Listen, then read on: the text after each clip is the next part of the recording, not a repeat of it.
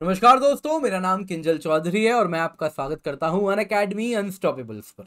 दोस्तों, चाइना जिस प्रकार से आज दुनिया की सबसे बड़ी नेवी बन के उभरा है, वो कहीं ना कहीं अब इंडियन ओशन की ओर अपने पावर को एक्सटेंड कर रहा है। और इसमें अगर आप देखें, जिस प्रकार से पहले श्रीलंका और अब मालदीव्स यानी कि भारत के ही आसपास के इलाकों में वो कुछ सेंधमारी का काम कर रहा है, जो भारत के फ्रेंडली देश हैं उनको अपने तरफ खींचने का प्रयास कर रहा है। अब दोस्तों, भारत ने यहाँ पे एक बड़ा कदम उठाया है। अगर आप न्यूज में देखें तो भारत कुछ ऐसा करने जा रहा है जिसके तहत हम कह सकते हैं भारत एक तीर से दो शिकार कर रहा है। जी हाँ, Bharat unsinkable naval aircraft carrier बना रहा है अरेबियन सी में। चौंक गए? ऐसा कैसा नेवल कैरियर जो अनसिंकेबल है? आइए आज के वीडियो में इसी पर चर्चा करेंगे और साथ ही साथ जानेंगे कैसे मालदीव्स भी परेशान है, क्योंकि टूरिस्ट उनके लिए मालदीव्स का एक नया ऑप्शन बन चुका है। सबसे पहले न्यूज देख लीजिए दोस्तों। आप देख सकते हैं गवर्नमेंट 2 मिलिट्री एयरफील्ड्स बनाने वाली है लक्षद्वीप में। क्यों ये इतना इंपॉर्टेंट है, आज के वीडियो में इसी पर चर्चा करेंगे। पर इससे पहले आगे बढ़े, आपके लिए आज का सवाल है। आपके सामने हमने 3 आइलैंड रखे हैं, तीनों को नॉर्थ टू साउथ अरेंज कीजिए। क्या जवाब होगा, हमें कमेंट में आंसर बताएं। नहीं मालूम तो वीडियो पूरा देखें, आपको जवाब मिल जाएगा। और अंत में वापस आपसे यही सवाल मैं पूछूंगा।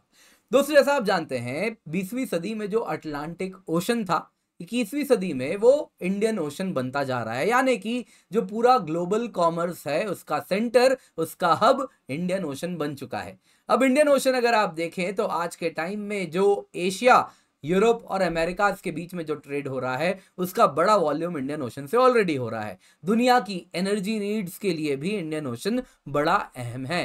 दोस्तों, यहाँ पे अगर आप देखें तो अब इंडियन ओशन में जो वेस्टर्न पार्ट है वहां पे कई समस्याएं उत्पन्न हो रही हैं। आपको मालूम है किस प्रकार से यहाँ पे हुतीज एक्टिव हैं और वो पूरा का पूरा जो नेविगेशन, जो भी शिप्स का मूवमेंट हो रहा था वो सब रोक चुके हैं। आप देख सकते हैं रेड सी से सुएज कैनाल होके यूरोप जाने वाली शिप्स अब रुक चुकी हैं। वो केप ऑफ गुड होप होके अफ्रीका पूरा पार करके जाना पड़ रहा है उनको। समस्या सिर्फ इतनी ही नहीं है, यहाँ पे दोस्तों पायरेसी की भी बड़ी समस्या है। सोमाली पायरेट्स इतने बड़े इलाके में बहुत ही ज्यादा एक्टिव रहते हैं।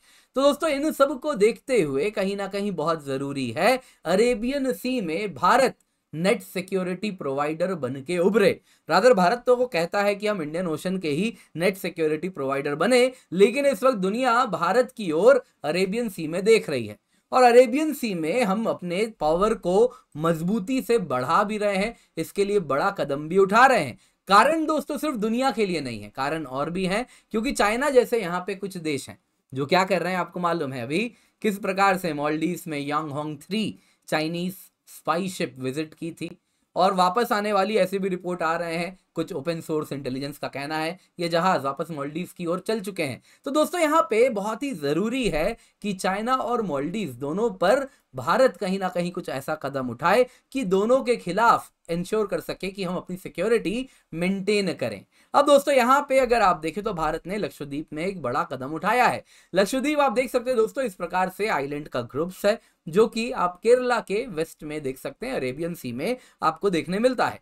दोस्तों, यहाँ पे जानने वाली बात क्या है, लक्षद्वीप में कई सारे आइलैंड्स हैं। इन आइलैंड्स की अगर आप बात करें तो टोटल 35 आइलैंड है, जिसमें से एक इरोजन से जा चुका है, क्योंकि ऑब्वियसली कोरल आइलैंड्स है, सी लेवल के जस्ट थोड़ा ही ऊपर है और ये अब खत्म हो चुका है। तो अब जो आइलैंड्स है दोस्तों, 35 आइलैंड में केवल 10 आइलैंड में ही लोग रहते हैं।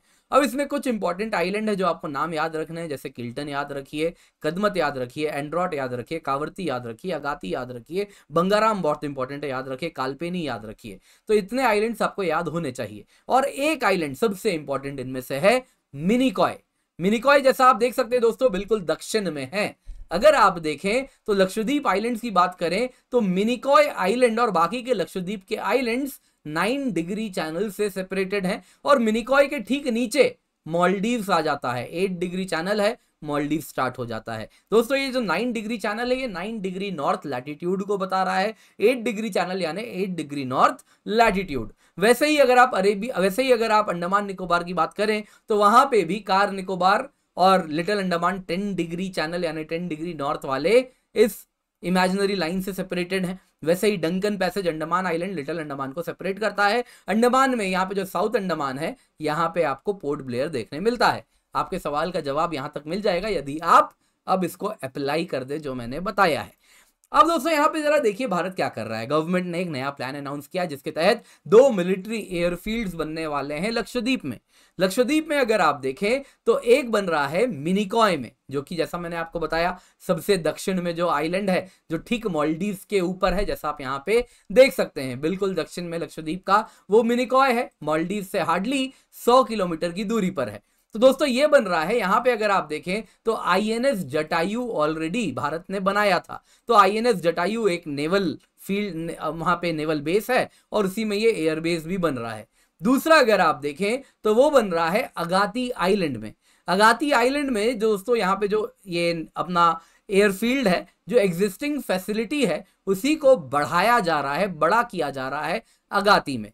अब यहां पे आप एक बात समझिए, ये 4,500 करोड़ का लगभग कॉन्ट्रैक्ट है जो एलएनटी को दिया गया है अगाती एयरपोर्ट के रनवे को लंबा करके 2800 मीटर करने का, सो दैट बड़े बड़े जहाज यहां पे आसानी से आ सके, so that end of the day ज्यादा से ज्यादा जो विजिटर्स हैं, जो टूरिस्ट हैं, वो लक्षद्वीप आ सकें।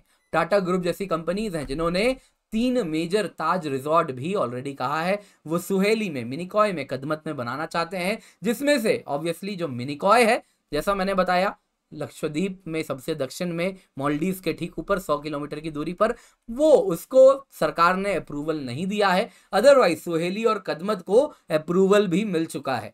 ताज होटल्स यहाँ पे दोस्तों लगून विला बना रहे हैं। लगून विला भी दोस्तों कुछ इस प्रकार के हैं जो कि मालदीव का हॉलमार्क है।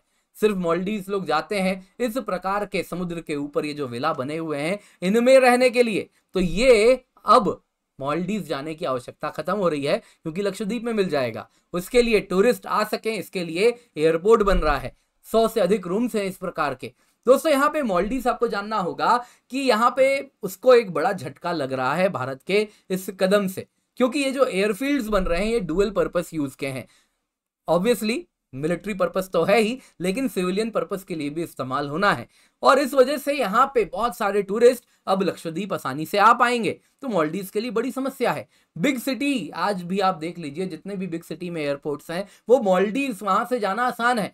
आप दिल्ली से मालदीव जाना चाहते हैं, आसान है, फ्लाइट मिलेगी, मुंबई से मिलेगा, वैसे ही केरला से मिलेगा, बैंगलोर से मिलेगा। लेकिन अगर आपको लक्षद्वीप जाना है डायरेक्ट फ्लाइट आसानी से नहीं मिलती, बड़ा प्रॉब्लम है, परमिट लेना पड़ता है, दुनिया भर की समस्याएं हैं, टूरिस्ट आ नहीं पाते हैं। इसी को ध्यान में रखते हुए यहाँ पे इस प्रकार के इंफ्रास्ट्रक्चर डेवलपमेंट प्रोजेक्ट्स को इनिशिएट किया जा रहा है। भारत ने दोस्तों 3,600 करोड़ का इंफ्रास्ट्रक्चर अपग्रेड अलग से किया है, जिसके अंतर्गत लक्षद्वीप में पोर्ट फैसिलिटीज बनाए जा रहे हैं। एंड्रोथ आइलैंड में, कालपेनी में, कदमत आइलैंड में, नाम याद रखिएगा, आइलैंड्स इंपॉर्टेंट है। वैसे ही रोड्स बनाए जा रहे हैं कदमत में, अगाती में, कावरती में, सो दैट भारत के बाकी इलाकों से आप अगाती पहुंच गए, उसके बाद फेरी के माध्यम से बाकी आइलैंड्स इजीली जा सकते हैं, कोई समस्या नहीं होगी। With in the island road से आप मूव कर सकते हैं। तो इस वजह से भारत इस प्रकार के प्रोजेक्ट्स को अंजाम दे रहा है। मालदीव बड़ा परेशान होने वाला है। टूरिस्ट अब मालदीव क्यों जाएंगे?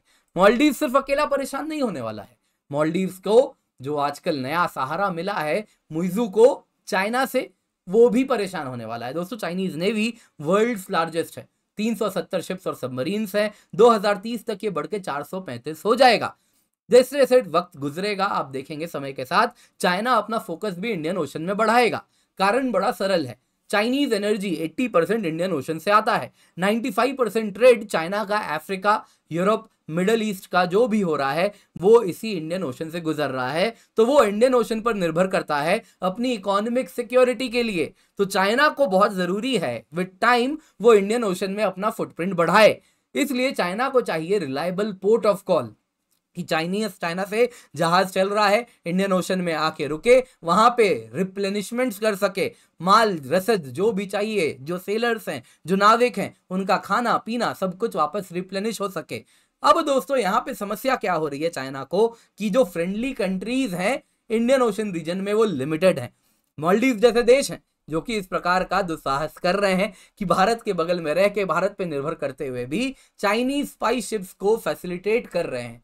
क्यों कर रहे हैं? क्योंकि भारत ने अब तक अपने आइलैंड्स को जिस प्रकार से वो अपने पावर को प्रोजेक्ट करने में इस्तेमाल कर सकता है वैसा नहीं किया है। लेकिन अब जब मिनिकॉय आइलैंड मालदीव के ठीक ऊपर वहां पे भारत का एयर बेस होगा, वहीं पे नेवल बेस होगा, तब वॉर टाइम में मालदीव चाइना को यदि माल, पानी, खाना, रसद, किसी के लिए भी रिप्लेनिशमेंट प्रोवाइड करने के लिए यदि अपने पोर्ट को इस्तेमाल करने देगा तो वो 2 बार सोचेगा, क्योंकि भारत का प्लेन बस 100 किलोमीटर दूर मिनिकॉय से उड़ के वहां पे कोई भी एक्शन ले सकता है। और दोस्तों, जिस प्रकार से अरेबियन सी इंपॉर्टेंट होता जा रहा है, उसमें बहुत बड़ा रोल है भारत अपने वेस्टर्न फ्लैंक को, जो लक्षद्वीप है, उसको इस्तेमाल करे और इस पूरे इलाके में अपना पावर प्रोजेक्ट करे। भारत ने दोस्तों अब तक अपने आइलैंड्स को इस्तेमाल नहीं किया था पावर प्रोजेक्शन में, लेकिन अब भारत ने अपनी स्ट्रैटेजी बदली है। यही स्ट्रैटेजी हमको ग्रेट निकोबार प्रोजेक्ट से भी दिख रहा है, जो कि अगेन डुअल पर्पस प्रोजेक्ट है,